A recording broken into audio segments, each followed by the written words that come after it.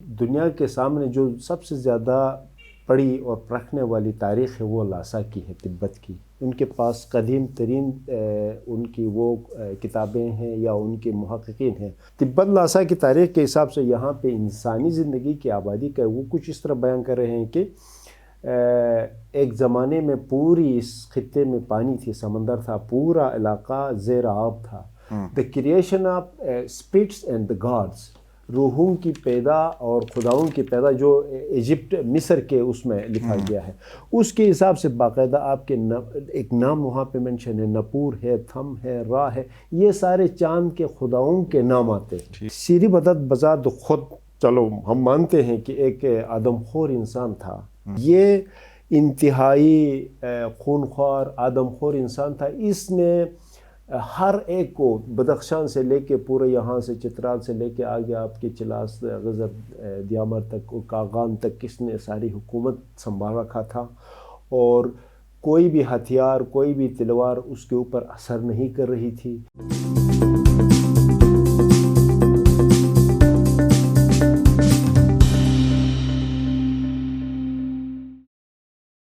السلام علیکم، آپ دیکھ رہے ہیں IMN، میں ہوں شبیر میر۔ ناظرین، پروگرام میں آج ہم بات کریں گے تاریخ کے اوپر، اس خطے کی یعنی گلگت بلتستان کے اس خطے میں انسانی آبادی کا سفر کب سے اور کہاں سے شروع ہوا، اور اس کے ساتھ ساتھ آج کل سوشل میڈیا کے اوپر آپ ایک بحث دیکھ رہے ہیں کہ شری بدت جو ایک حکمران تھا گلگت بلتستان کا، بعض لوگ اس کو ہیرو بنا کے پیش کر رہے ہیں، بعض اس کو ویلن ڈکلیئر کر رہے ہیں۔ کل کے دن یعنی گلگت بلتستان کے بعض حصوں میں ایک ایونٹ بنایا گیا تلنی کے نام سے۔ یہ کیا تھا؟ بہت ساری باتیں اسی حوالے سے کرنی تھیں، اور میرے مہمان ہیں محمد صالح، تاریخ دان ہیں، گلگت بلتستان سے ان کا تعلق ہے، اور ماضی میں بھی ہم نے چند پروگرام ان کے ساتھ کیے ہیں گلگت بلتستان کی تاریخ کے حوالے سے۔ تو صالح صاحب، بہت شکریہ۔ تھینک یو سر، بڑی مہربانی۔ جو باتیں میں نے شروع میں کہی ہیں، اس کے علاوہ بھی بہت ساری باتیں ہیں جن کے اوپر ہم نے بات کی، یہ ابتدائیہ تھا بہرحال۔ تو ذرا تھوڑا سا پہلے ہمیں یہ بتائیے کہ یہ انسانی آبادی کا ہم نے سفر کی بات کی ہے، کب سے سٹارٹ، کیا ہمارے پاس ہے؟ بہت مہربانی آپ کا اور آپ کے اس پلیٹ فارم کا، کیونکہ یہ وہ نالج ہے جو سچائی کے قریب بہت کم ہم جا سکتے ہیں۔ تاریخ وہ چیز ہے، سائنس ہے یا فکشن ہے، جو بھی مطلب ویورز ہیں، غالباً ہمارے پاس اول تو ریٹن کتابوں کا میں نے ذکر کیا، جس سے ہم ڈسٹنٹ نالج لیتے ہیں۔ ادروائز آپ کو معلوم ہے کہ ہمارے پاس جب ریٹن بکس نہیں ہے تو پھر کھنڈرات وغیرہ سے تجربات کر کے دنیا کے وہ ایک لمبی چوڑی کہانی ہے۔ لیکن اس کے لیے سب سے بڑا اہم اور سب سے مؤثر حل جو ہوگا کہ اس گلگت بلتستان کے ارد گرد بھی کچھ خطے ہیں، جیسا کشمیر ہے، جیسا روس ہے، جیسا اللہ آپ کا بلا کرے لداخ ہے، بلتستان ہے، ان چیزوں کی کہیں پہ لکھا گیا ہے، ذرا دیکھنا ہوگا۔ تو آپ کے ایک بہترین سوال ہے کہ بھائی ان علاقوں میں انسانی آبادی کا وجود کب سے ہوا، کیسے ہوا، ہر ایک کا سوال ہر ایک کے ذہن میں ہوگا۔ تو اس کے لحاظ سے دنیا کے سامنے جو سب سے زیادہ پڑھی اور پرکھنے والی تاریخ ہے وہ لاسا کی ہے، تبت کی۔ ان کے پاس قدیم ترین ان کی وہ کتابیں ہیں یا ان کے محققین ہیں۔ ان کے علماء، ان کے محققین کے مطابق، کیونکہ یہ مابعد طبیات اور جیسا کہ جنیات وغیرہ کے بھی علوم اس میں سمو سکتے ہیں، جس حساب سے کہ ان خطوں میں لازمی لامحالہ طور پہ ہم کوئی ہٹ کے گلگت بلتستان ایک کوئی دوسرا سیارہ تو نہیں ہے، اگر ہے تو سارے ایک زمین کا ایک سیارہ ہے۔ یہاں پہ زیادہ چیزوں کو کنٹروورشل بنانے کی کوشش کی گئی ہے ازل سے، جب سے یہاں پہ آبادی ہوئی ہے۔ لیکن آبادیوں کی یہاں جو پیدا ہونے کا ذکر ہو رہا ہے، کیونکہ ہم بینگ مسلم الحمدللہ آدم اور حوا کی بھی کہانی لیتے ہیں، لیکن ان سے بھی اسلامی تاریخ میں بھی دیکھیں بہت سارے آدم ان سے پہلے بھی آئے ہیں اس کرۂ ارض پہ۔ اس کے حساب سے لاسا کے محققین اور معلمین کے مطابق کہتے ہیں کہ اب بلکہ گلگت بلتستان کے ہر گاؤں میں آپ دیکھو، ہر بزرگ کہتا ہے کہ یہاں پہ سب سے پہلے پانی تھا، پانی کی تالابیں تھیں، تو یہ تھا وہ تھا۔ لیکن ماشاءاللہ سے کچھ نشانات اب بھی موجود ہیں۔ آپ شکارکوئی سے آگے جائیں تو جگلوٹ گور تک درمیان میں کوئی 10-20 کلومیٹر کا ایک رینج آتا ہے جس پہ پورے پانی ہونے کی نشاندہی ہو رہی ہے۔ تبت لاسا کی تاریخ کے حساب سے یہاں پہ انسانی زندگی کی آبادی کا وہ کچھ اس طرح بیان کر رہے ہیں کہ ایک زمانے میں پوری اس خطے میں پانی تھی، سمندر تھا، پورا علاقہ زیر آب تھا. آہستہ آہستہ سے جیسے بگ بینگ تھیوری ہے فزکس کے مطابق، وہ ماہرین صحیح طرح جانتے ہیں کہ یہ زمین کیسے معرض وجود میں آئی ہے، اس کے حساب سے جب یہ پانی تھوڑے سے کم ہونے لگی، پانی بکھرتا گیا یہاں تک کہ پھر وہ جمنے لگی.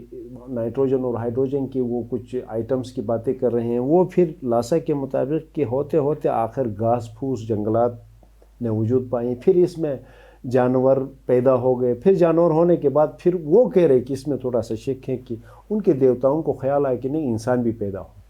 اس کے حساب سے یہاں پہ کہتے ہیں کہ ایک نر چمپنزی سے دیوتا ماچن ری زیکس کہتے ہیں، وہ میل ہے، اور ایک ڈولما نام کی وہ فیمیل، ان سے کہتے ہیں کہ ان کے آپس میں ملاپ سے انسانی زندگی کی وجود یہاں پہ آ گئی. یہ سائنٹیفک بھی ہے، ڈاروین نظریات کے بھی اوپر آتے ہیں، بہترین طریقے سے ہمارے طب کے طالب علم جانتے ہیں. اور یہ وہ چیز ہے جو اللہ نے انسان کے اندر ساری انوویشنز پیدا کی ہے. اب آپ دیکھ لیں ابھی بھی بڑے پروپیگنڈے ہو رہے ہیں کہ امریکہ نے اتنے وہ ایٹمی ہتھیار بنائے ہیں، چائنا نے اپنے وہ روبوٹک فوج بنائی ہے. اب اس سے پہلے 1910 میں رشیا نے ان علاقوں میں ایکسس کے لیے بھی فوج تیار کر رہی تھی. اس کا نام ہے آئیوینوف، جو جنیات کا جینیٹک انجینئرنگ کا بڑا باپ مانا جاتا ہے. آئیوینوف نے بھی چمپنزی پہ تجربات کر کے ایک انسان پیدا کیا تھا کہ وہ ایک ایسا خونخوار انسان جو لوہے کی طرح ہو، کسی فوج سے وہ غالب آئے ان پہ. تو اس کے لیے اس نے 1910 میں بھی چمپنزی پہ انسانی جنیات استعمال کر کے انسان ایک پیدا کیا تھا. لیکن وہ 7 سال کی ایج میں وہ بے قابو ہو گیا، مطلب ان کے لیے ہی بڑی مصیبت ہو گئی. تو زہر دے کے بڑی مشکل سے اس نے اس انسان کو ختم کر دیا، اور بعد میں اپنے آپ کو بھی اس نے خودکشی کر دی کہ ایسے خیالات نظریات مجھ میں کیوں آتے ہیں. تو یہ ان چیزوں سے یہاں پہ انسانی آبادیوں کا بڑھنا، یا انسانی آبادیوں کے، اور ہماری خاص کر زیادہ تر اس ریجن پہ ہسپر ہے، ہنزا ہے، یہ آپ دیکھ لیں تو تقریباً تبتین بلتستان ہے، تبتین سٹائل سے ہی ملتے ہیں. اس ریجن پہ ترک نسل کی کچھ وہ شروعات ملتی ہیں. غالباً بہت ساروں کا سوالات بھی آتے ہیں کہ بھائی آج سے اگر 500 سال پہلے کہ ابھی گلگت بلتستان کی آبادی، گلگت کی آبادی کتنی ہے، اتنی ہے، تو پھر اس زمانے میں کتنے ہوں گے، 20 ہوں گے، 100 ہوں گے. یہ بات بالکل بھی نہیں ہے. یہاں زمینی اور آسمانی آفتوں نے بہت سارے لوگوں کو یہاں پہ مسمار کر دیا ہے. اور اگر آپ دیکھ لیں ہمارے بھون جی کا ایک وہاں پہ بڑے سٹرگل ہوا ہے، ایک دن میں 4000 لوگ مارے گئے ہیں خالی بونجی میں، جہاں پہ 8 قلعے تھے مسمار ہو گئے. تو ان حساب سے یہاں پہ آبادی کی شروعات ممکن ہے کہ تبت سے سٹارٹ ہو، ممکن ہے کہ ان خطوں میں پھر آپ کے ترک سے سٹارٹ ہو، وہیں ترک شام عراق کو میسوپوٹیمیا کہتے ہیں، ان جگہوں سے پھر یہاں پہ آبادی ہو، جنگیں ہوئی ہیں، ختم ہوئے ہیں، واپس پیدا ہو گئے. لیکن کوئی ایسی کتاب ہمارے پاس آج کے دور میں ہے، کسی محقق نے یہ تحریر کیا؟ یہ تبت تاریخ ہے سر، تبت تاریخ میں یہ چیزیں ہیں. اور تبت تاریخ سے بھی فار یور کائنڈ انفارمیشن کی کچھ چیزیں ابھی تک یہاں جو مقامی طور پہ یہ سارے مینشن ہوئے ہیں، اس میں جیسا کہ را ہے، تھم ہے، یا یہ ساری چیزیں ان کو پھر چائنیز سے ریلیٹ کرتی، یہ بالکل بھی نہیں ہے. میں آپ کو ایک کتاب کا نام دوں گا، دا کریشن، ایک ایجپٹمالوجسٹ ہے، the creation of spirits and the gods, روحوں کی پیدا اور خداؤں کی پیدا، جو ایجپٹ مصر کے اس میں لکھا گیا ہے. اس کے حساب سے باقاعدہ آپ کے ایک نام وہاں پہ منشن ہے، نپور ہے، تھم ہے، را ہے، یہ سارے چاند کے خداؤں کے نام آتے ہیں. ٹھیک ہے. جیسا کہ اب تھم کو اس کو چائنیز ٹرم میں لیتے ہیں، یہ بالکل بھی نہیں ہے، بلکہ مصری تاریخ کے حساب سے یہ ان کے ایجپٹمالوجی میں آتے ہیں کہ یہ چیزیں.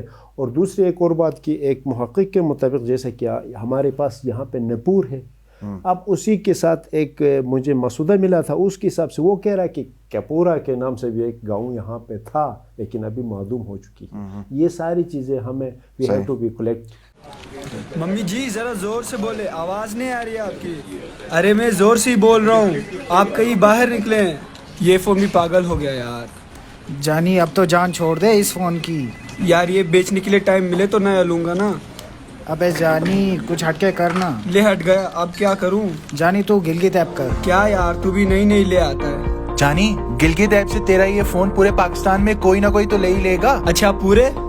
ہاں پورا پاکستان. برو گلگت ایپ پہ اس فون کی فوٹوز لگا, مناسب قیمت لکھ اور پوسٹ ایڈ کر. یار تو یہ فون بیچ اور گلگت ایپ سے نیا فون خرید. یہ کیا؟ تمہارا نیا فون. واقعی؟ کچھ ہٹ کے کر.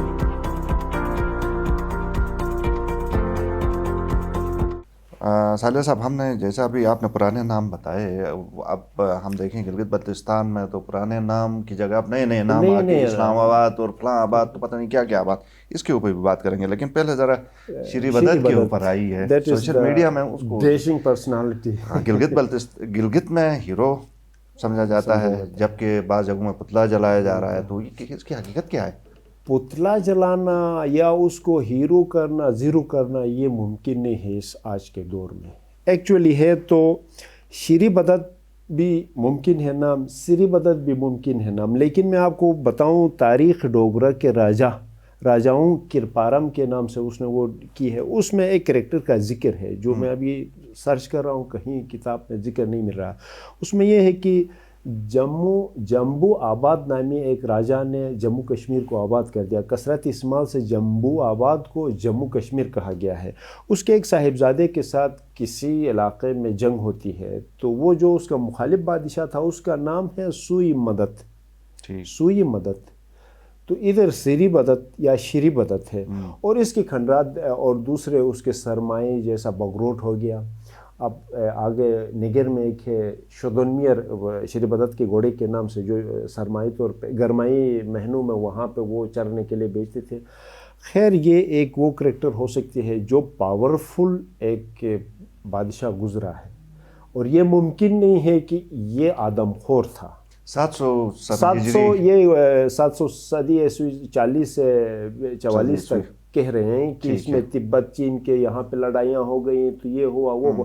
خیر اس کے لیے میں دعوت دے رہا ہوں, دعوت تحقیق ہے کہ بھائی ہم سب مل کے ان چیزوں کو سنتھیسائز کرنا ہے کہ شری بدت بذات خود, چلو ہم مانتے ہیں کہ ایک آدم خور انسان تھا.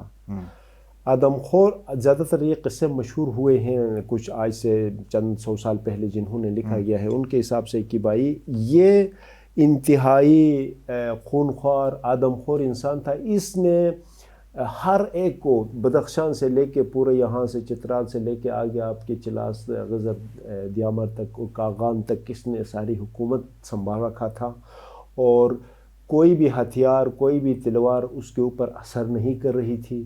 تو اس نے خفیہ طور پہ اپنی بیٹی نوربخت کو بتا دی کہ بیٹی اگر مجھے موت آنا ہے تو مجھے آگ سے آنا ہے, یہ لفظ کہا تھا.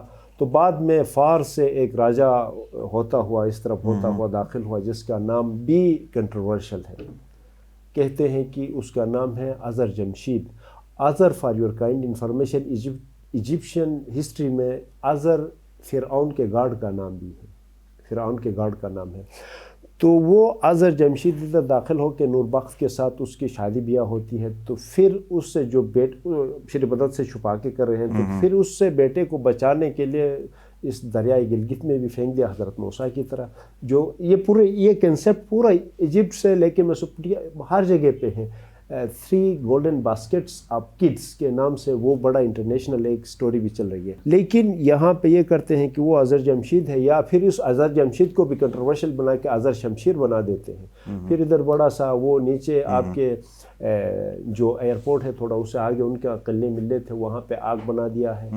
اس میں آگ میں وہ گھوڑے پہ آ کے اپنے محل میں جاتے ہوئے آگ میں کود جاتا ہے. تو پھر اسی خوشی میں جتنے بھی تھے اظہر جمشید نے یا اظہر شمشیر نے آرڈر دیا کہ رات بھر آپ اپنے وہ شعلے بلند کر کے رکھو تاکہ کہیں پہ کچھ بھی ہو سکتا. تو اس لیے انہوں نے تیلینی کے نام سے, اور اس کو بروشش کی میں تھوموشلنگ بھی کہتے ہیں. یہ کپل خان کا اس سے کیا کپل, ہاں سر آپ نے ایک بہترین سوال کیا کہ ایکچولی ہمارے پاس تاریخی کچھ آلودگیاں بھی پائی جاتی ہیں. میں آپ کی وساطت سے پورے تمام گلگت بلتستان کو ہم جانے انجانے میں کر رہے ہیں.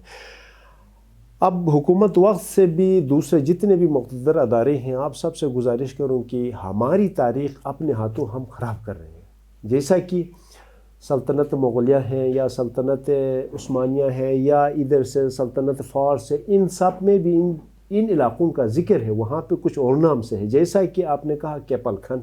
अब हमारी जो गिलगित एयरपोर्ट है, ये सारा इलाका अज़रा है करम, मैं गुजारिश करूँ कि इसको उनके सफ़रनामे हैं, उनके बादशाहों के अपने फ़ारसी में लिखी गई कहानियाँ हों, उसमें इसको कपल खन के नाम से याद किया गया है, इसलिए इसको कपल खान ही लिख दे कोई बोर्ड पे, बेहतर है कि और जो सिटी पार्क कहते हैं उसको कपल खान पार्क, उसमें दादी ज्वारी का बाकायदा वहाँ पे उनकी फोर्स है। और सिर्फ नहीं गिलगित में बल्कि बल्तिस्तान में अब बाबरनामे में बाकायदा जिक्र है देव तासु, देवसई मैदान को, अब इसको बिगाड़ के हम देवसई मैदान कहते हैं।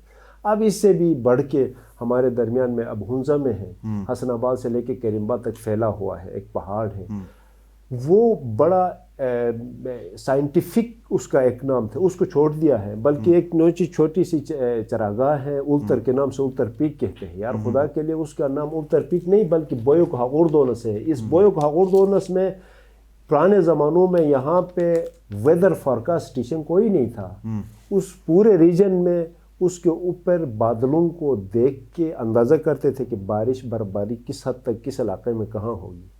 इसको बोयो घाघुर मतलब कहने का मकसद ये है कि हम डिगार्ड कर रहे हैं अपनी हिस्ट्री को, सही, इसको रिकवर करने की ज़रूरत। बिल्कुल, हिस्टोरिकल एंड कल्चरल डिग्रेडेशन की गालिबन थोड़ी देर पहले भी बात हम कर रहे थे। तो ये जो नाम बिगाड़ने वाली बात है, हम अगर किसी भी तरफ जाएं, हम हुंजा की तरफ जाएं, गिजर जाएं, भाता गिलगित के अंदर भी नए नाम रखे गए, तो ये मतलब आप इसको कैसे देखते हैं कि ये आप तारीख से हम डिस्कनेक्ट नहीं कर रहे हैं? आप डिस्कनेक्ट नहीं, इंतहाई एक किस्म की हम बड़ा ब्लंडर कर रहे हैं, क्योंकि एक 2 हफ्ते पहले भी एक हमारे बहुत ही बुजुर्ग बंदा आया, उसने कहा कि भाई ये पुराने हिंदुओं के नाम हैं, इनको चेंज करते। अगर ये लाजमी होता तो मक्का मुकर्रमा में हमारे नबी दो आका हज़रत मोहम्मद मुस्तफ़ा सल्लल्लाहु अलैहि वसल्लम पैदा हुए, उसका नाम अभी तक चेंज करके मोहम्मद आबाद रखते कम से कम। लेकिन इसकी अहमियत उससे है जिस बंदे ने इसको आबाद कर दिया है। इससे एक मैंने बता दिया ना, बोयुक हागुरदोनस, वो वेदर फॉरकास्टेशन के तौर पे इस्तेमाल होती थी। उसका नाम मदर आप मिस्ट करके रखा, पोशी को दे रहे हैं आप, नंगा पर्वत को आप बड़ी खूबसूरत पहाड़ है जिसको सिंपल मालूम है, लेके सारे आप देखो डॉक्यूमेंट्रीज में लिखा है necked mountain, that is not necked mountain, that is made by नांग and पार्वत, mercury with the lead. ये चीज़ें हैं, इन चीज़ों को पूरी अगर गिलगित बल्तिस्तान हम इन्हें रीइंस्टेट कर ले, it could be good for tourism के हवाले से भी बहुत बड़ी बात होगी कि अगर, जाहिर बात है सर, और टूरिज्म से भी अभी पूरा दुनिया आपके ऊपर उमंड आएगी। और एक बात मैं आपका वक्त थोड़ा सा इधर लूँगा कि अभी हम खुश हैं शब्बीर मीर साहब की हम जदीद ज़माने में दाखिल हो रहे हैं, लेकिन गिलगित बल्तिस्तान के सिनारियों में मैं आपसे कहूँ कि 100 साल 150 साल पहले हम जदीदियत में थे, अभी हम जहालत में जा रहे हैं। उसकी सवाल आप करेंगे कि कैसे? मेरा आपसे सवाल है कि पूरी दुनिया में सेहत हर एक की डिमांड है, जानवर से लेके इंसानों तक। अब यरूशलेम में साइंटिस्ट ने मिल के आइडेंटिफाई किया कि भाई कहाँ पे किन लोगों की तवील उम्रें होती हैं, तो उसमें दूसरे नंबर पे गिलगित बल्तिस्तान आया। 1954 में डॉक्टर मैक्स मिलन आया यहाँ पे, उसने यहाँ पे आइडेंटिफाई किया कि इनकी तवील उम्रों का वजह यहाँ की न्यूट्रिशन से, यहाँ के नबातात है। अभी पूरी यूरोप में मशहूर है म्यूजिली, डॉक्टर म्यूजिली फूड के नाम से, वो चीज़ें थी। दूसरी मिसाल मैं आपको ये दूँ कि उस वक़्त जदीदियत थी। जदीदियत मीन्स की इनोवेशन कर रहे थे, कुछ न कुछ नबातात से इंसानी खिदमत के लिए कुछ न कुछ दवाई बन रही थी, कुछ न कुछ अपनी हिफाजत के लिए। अब तोप है, आप यकीन करेंगे कि जो कैनन्स इधर पड़े हुए हैं, यहाँ के चरवाहों ने, यहाँ के किसानों ने, उस ज़माने में कोई लेबॉर्ट्री भी नहीं है, कुछ भी नहीं है, आम मिट्टी से लोहे को अलग करके। अब मैं चैलेंज दूंगा जितने भी यहाँ गिलगित बल्तिस्तान के फिज़िक्स से जो पढ़े लिखे डॉक्टर्स हैं, वो सरकमफ्रेंस बना दे उस तोप का। उस ज़माने में हमारे पास बड़े रिसर्चर थे, सिर्फ उनकी हालत कुछ और थी, उनकी शक्लें कुछ और थी। ठीक है, बहुत शुक्रिया मोहम्मद सालेह साहब। बातें तो बहुत करने की हैं, सवाल बहुत हैं, लेकिन जी सर, हमारे पास इस प्रोग्राम के लिए वक्त महदूद है। किसी और प्रोग्राम में इंशाल्लाह कोशिश करेंगे कि जो बाकी हमारे टॉपिक्स हैं इनके ऊपर भी हम बात करें। नाज़रीन, प्रोग्राम देखने का शुक्रिया, इजाज़त दीजिए, अल्लाह हाफ़िज़।